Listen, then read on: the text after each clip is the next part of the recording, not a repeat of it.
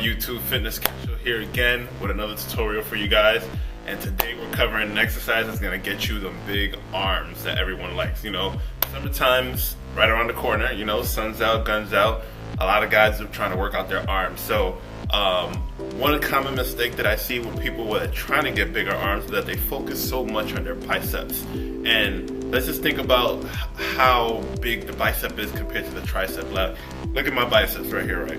So this part is pretty much biceps, and then let me flex my tris, and then look how massive. So pretty much we have 2/3 of the arms is all tris, a third is bis. So next time you're in the gym and you're trying to get bigger arms, stop curling so much and focus more on your tris. Now, our triceps do get a lot of focus just from like all these pressing movements. So if you do standing military presses, especially if you lock out at the top, or if you do barbell bench presses, and if you lock out at the top as well, even if you don't lock out, you're still getting some type of some contraction on the triceps to help you move the weight. So the triceps get a lot of action to begin with, the biceps don't. But if you're lacking size on your tris, then you need to spend more time on your tris rather than your biceps to make your arms look bigger. And what better exercise than that than the freaking skull crushers? Oh, weak disc.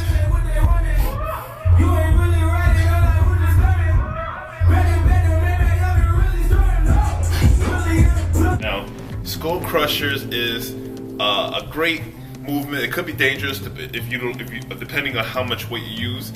So you better make sure that you know how to control the weight. So a couple mistakes actually that I see with the skull crushers right off the bat is that people lay down on the bench and they keep their arms, you know, kind of like at a 90-degree angle, because other movements for the triceps, like the tricep push down, we're always told come down, stay at 90, and then come back down. So so when it comes to the skull crushers, people tend to do the same thing. So they'll stop right here, they'll keep the arms at 90, and once the bar gets to about their forehead, they stop. Now, as you can see, that's going to limit your range of motion. You're not going to get a real stretch to the long head. Now, again, let's talk about the anatomy of the actual tri, or the actual size of the tri. The long head is the biggest part back here, right? And the only way you can get that is by actually stretching all the way down. I like to go forearm to bicep just to stretch out the actual long head completely, and then extend all the way up.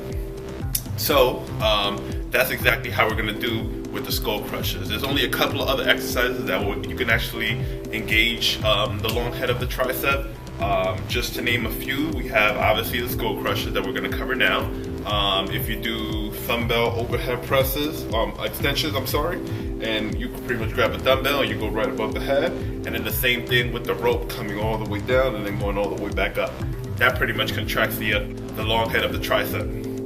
So I'm gonna show you how I want you guys to do this movement right here. So let me just grab this barbell. So again, we're gonna sit right here. We're gonna position this about shoulder width apart. We're gonna sit back all the way back on the bench.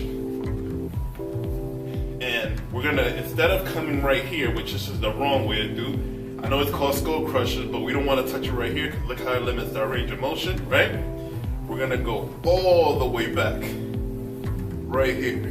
Stretching out the long head completely, and then coming up.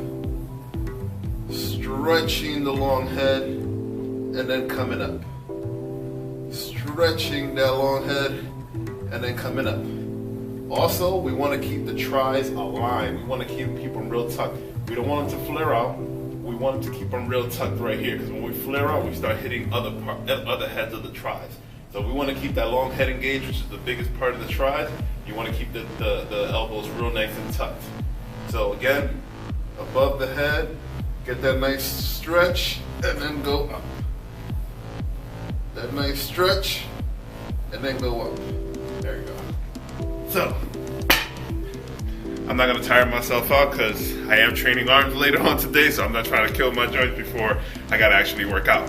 But as you can see, that's pretty much the range of motion you want to keep in that same tempo, because that's going to help you contract the triceps more effectively than even if you were like trying to rock the actual bar. time after time, I do see a lot of people picking a heavy weight, and they kind of tend to, you know, they go above the head and then they kind of like go in front and then press up. And typically, the movers that you're using to actually move that weight is more shoulders and your chest, and maybe a little tries. But at the end of the day, if you're trying to make significant gains and you're trying to isolate a specific muscle group, you want to eliminate all the other factors that can come into play to help. If you're working out chest, do you want to work out your shoulders as well? If you're working out your arms, do you want to work out your shoulders? Or if you're working out quads, do you want to work out your hamstrings? Like, it all comes to just trying to take out the other muscle groups out of the equation so you can better isolate a specific muscle group that you're trying to focus on. So that's pretty much the skull crusher. So the most important things to remember, obviously, make sure you're holding the bar shoulder width apart, right? You're going above the head, forearms to biceps to stretch out the long head of the tris, and you're coming up completely to contract the actual triceps.